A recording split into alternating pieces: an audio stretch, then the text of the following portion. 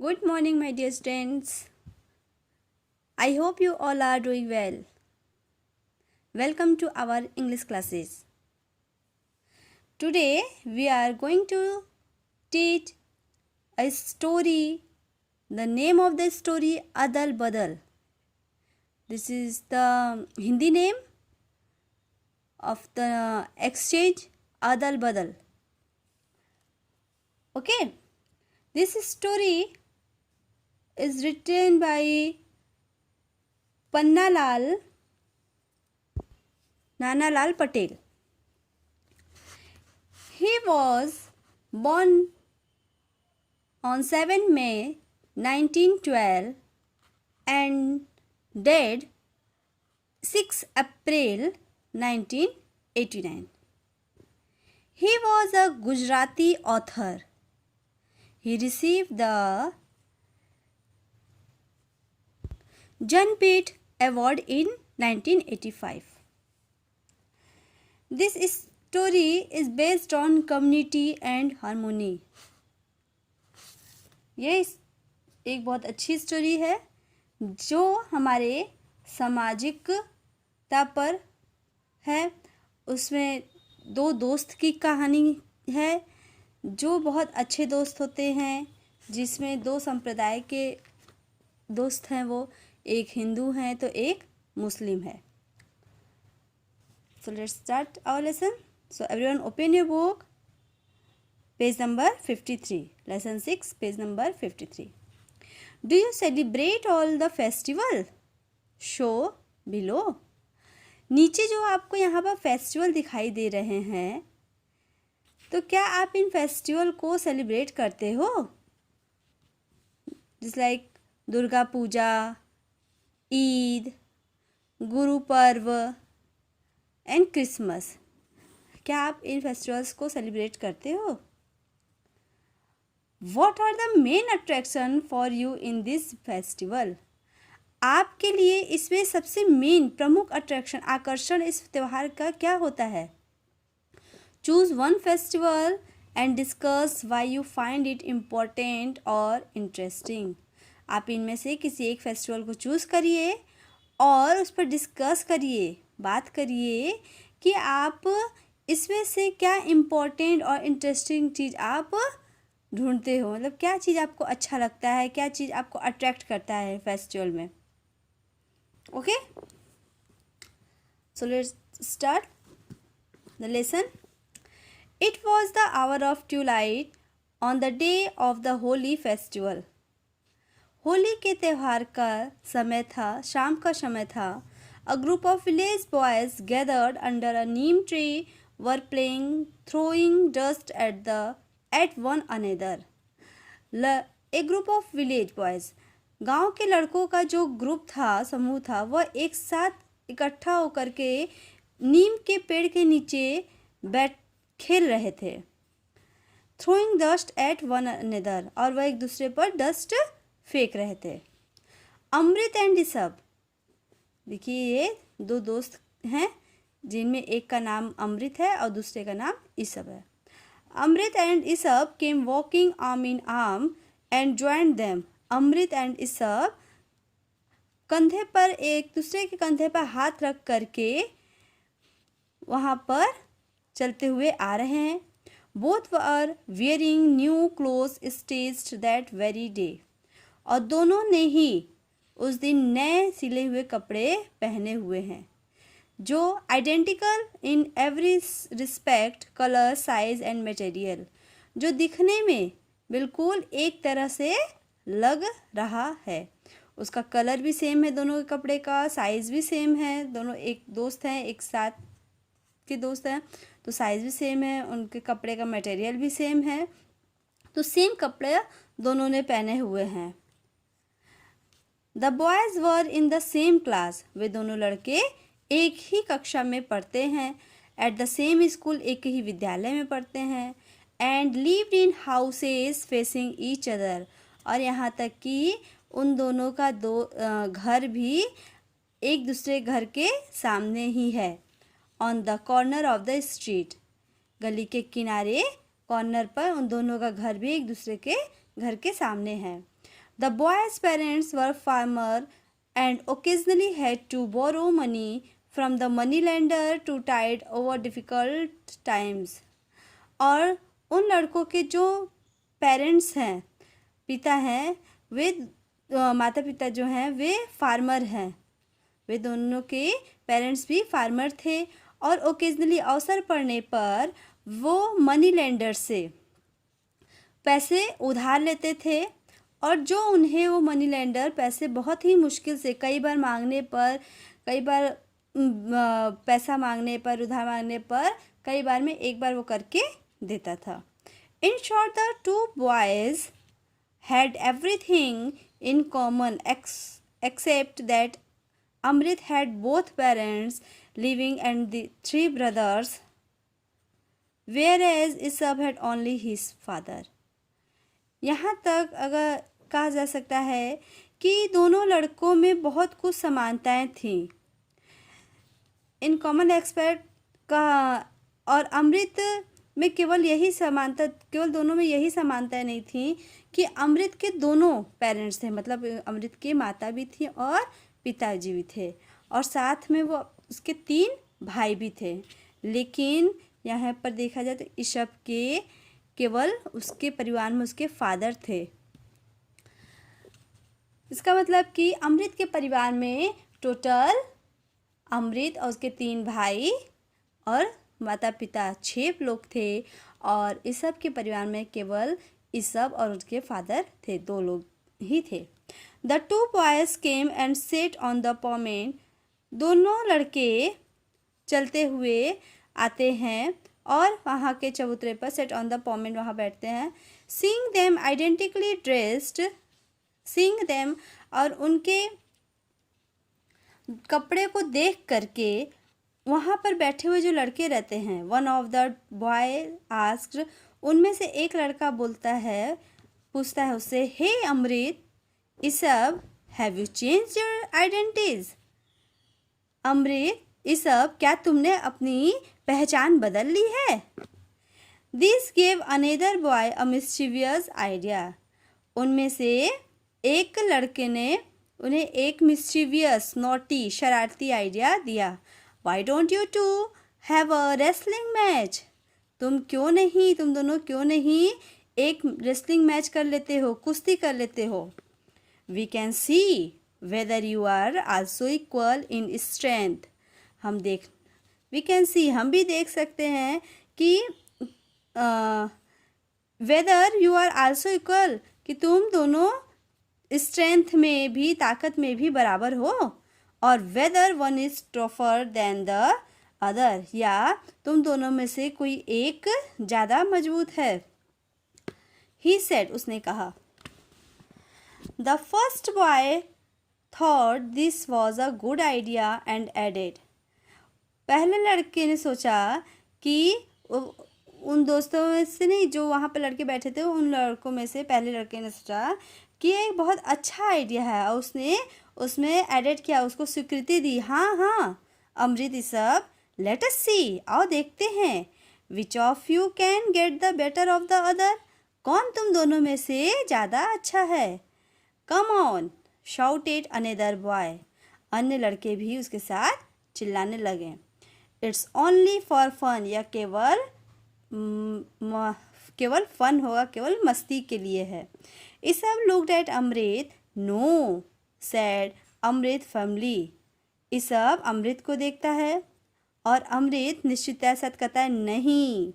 My mother will थ्रेस मी, मेरी माँ मुझे पीटने लगेंगी. His fear was well founded, उसका डर भी ठीक था. As he was leaving home his mother warned him. जब वह घर से जा रहा था तब उसकी माँ ने उसे चेतावनी दी थी. You made such efforts to get new clothes. If you tear or dirty them, you know what is coming to you. उसकी मदर ने उसे वार्न किया था. जब वह घर से निकल रहा था तभी उसकी माँ ने उसे चेतावनी दी थी कि तुमने जिद करके नए कपड़े तो ले लिए हैं, यदि यह फटे, टियर हुए, फटे या डर्टी हुए, गंदे हुए, तो तुम जानते हो कि क्या होगा तुम्हारे साथ। It's true that Amrit had bullied his parents. यह सच था कि अमृत अपने पेरेंट्स से क्या था, इंटिमिडेट था, वो अवित्रस्त था, वो डरता था अपने पेरेंट्स से। When he heard that Ishab was getting a new shirt, he had insisted that he should get one exactly like Ishab's or he would not go to school. जब उसने सुना कि ईसब के पास एक नया शर्ट हुआ है, ईसब के पास एक नया शर्ट है, तब उसने भी अपने पेरेंट्स से सेम जैसे ईसब के पास शर्ट था बिल्कुल उसी तरह के शर्ट लेने की जिद की और कहा अगर उसको शर्ट नहीं मिलेगा तो he would not go to school, तो वह स्कूल नहीं जाएगा। His mother had tried to reason with him, उसकी माँ उसे कारण समझाने का बहुत कोशिश की। Son Isab has to work on the farm, son बेटा ईशब फार्म में काम करता है। His clothes are worn out, उसके कपड़े फट गए थे। Yours are still as good as new, तुम्हारे अभी भी अच्छे हैं, नए जैसे हैं। हु से सो, किसने कह दिया? अमृत हैड क्राइड, अमृत चिल्लाने लगा। Whitening a tier in his shirt with his finger, और उसने अपने फिंगर से अपने शर्ट को फाड़ना शुरू कर दिया, उसमें टीयर कर दिया, उसमें फाड़ने लगा अपने फिंगर के सारे। His mother tried another gambit, उसकी माँ उसे अलग से फिर अनेदर प्ले से दूसरे तरीके से समझाने की कोशिश करने लगी। Gambit it means play. Isab was given a thrashing by his father before he was given his new clothes, Isab की पिटाई हुई थी उसके फादर के द्वारा, उसके पिता ने ईसब की पिटाई की थी उसे नए कपड़े देने के पहले। Would you also like a thrashing, क्या तुम भी पिटाई करवाना पसंद करोगे?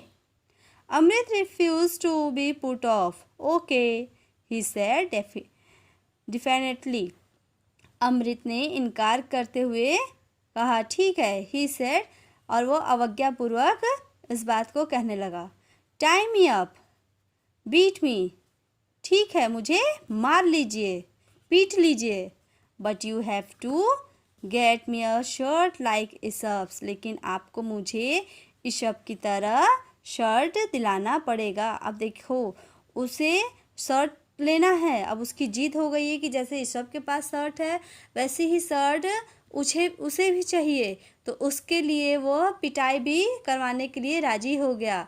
उसकी माँ उसे समझा रही हैं कि ईशब की शर्ट फट गई थी और इसलिए उसको उसके पिताजी ने नई शर्ट दिलाई है। वो नहीं माना, कहा कि नहीं मुझे चाहिए, तो उन्होंने दूसरा ट्रिक अपनाया, कहा कि अच्छा मैं ऐसे अगर बोलूँगी तो वो मान जाएगा। तो फिर उन्होंने कहा कि नहीं, ईशब को नई शर्ट देने से पहले उसके पिताजी ने उसकी बहुत पिटाई की थी, तो क्या तुम भी पिटाई करवाना चाहोगे अपनी वो नई शर्ट लेने के लिए?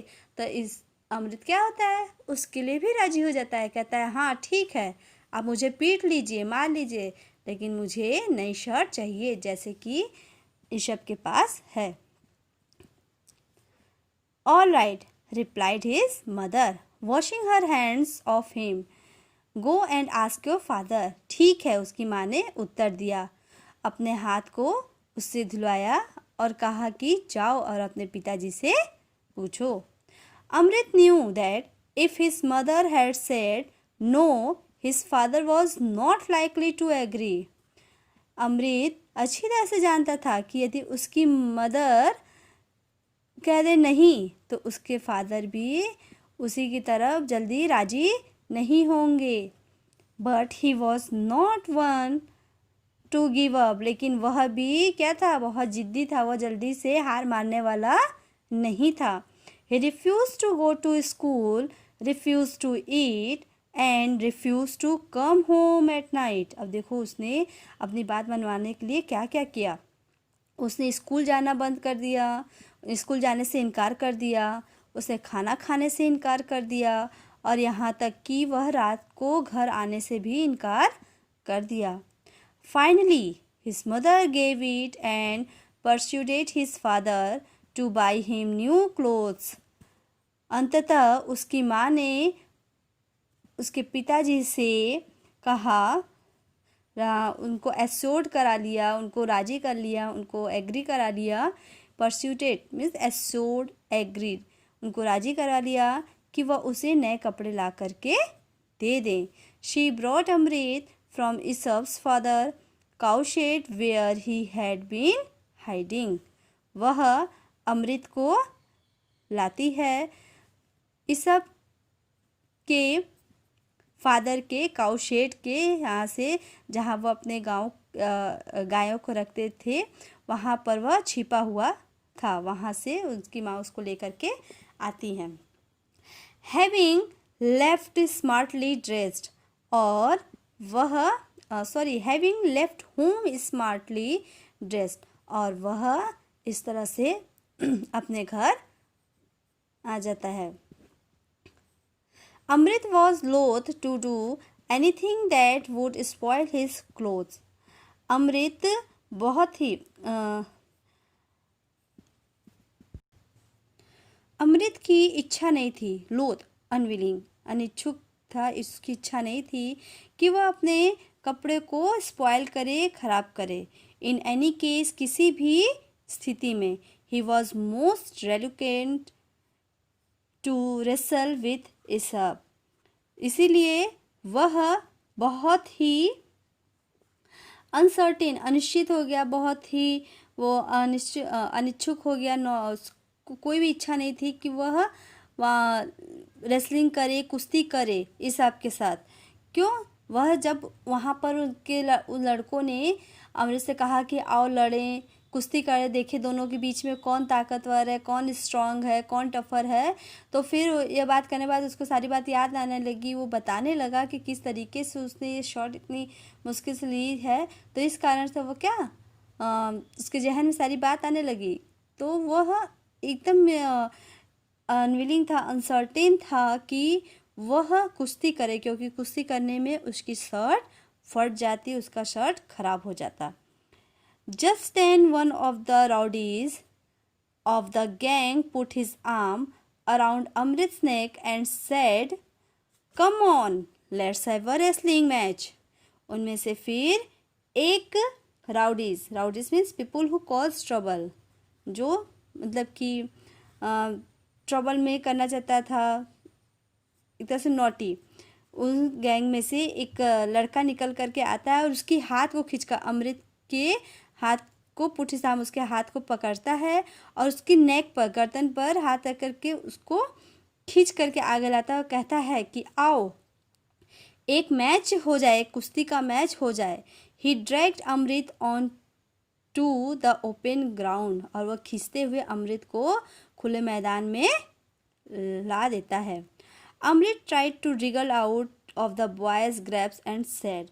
अमृत कोशिश करता है कि वह उस लड़के के चुंगल से बाहर निकल करके आ जाए, और उससे कहता भी है, look Kalia, I do not want to wrestling, leave me alone. देखो कालिया, मैं रेसलिंग नहीं करना चाहता, मैं कुश्ती नहीं करना चाहता, मुझे अकेला छोड़ दो. Kalia refuse to let go and threw Amrit on the ground. Kalia उसकी बात को इनकार कर देता है, मना कर देता है और अमृत को ग्राउंड पर पटक देता है या फेंक देता है. The boy shouted in Glee, और वहाँ जो लड़के बैठे थे वह खुशी से चिल्लाने लगते हैं, Amrit has lost, Kalia has won, Kalia has won, hurrah hurrah. Amrit हार गया, कालिया जीत गया, कालिया जीत गया, हुर्रा हुर्रा. सब खुशी से चिल्लाने लगते हैं, उसका चीयर अप करने लगते हैं. Isab lost his temper. He took Kalia by the hand and said, "Come on, I will fight you." इस सब को भी फिर गुस्सा आ जाता है, वह अपना आपा खो देता है, उसे गुस्सा आ जाता है और वह कालिया को ही टू कालिया बाय हैंड, वह कालिया के हाथ को खींचता है और कहता है चलो ठीक है, आओ मैं तुमसे लड़ाई करूँगा। कालिया हेजिटेटेड, कालिया हिचकिचाता है। But the other boys egged him on, लेकिन अन्य लड़के उसे लड़ने के लिए प्रेरित करते हैं। The two boys grappled with each other, और दो लड़के एक दूसरे से ग्रैबल्ड करने लगते हैं, रेसलिंग करने लगते हैं, लड़ने लगते हैं, एक दूसरे को पकड़ने लगते हैं। ये सब tripped Kalia and send him sprawling on the ground.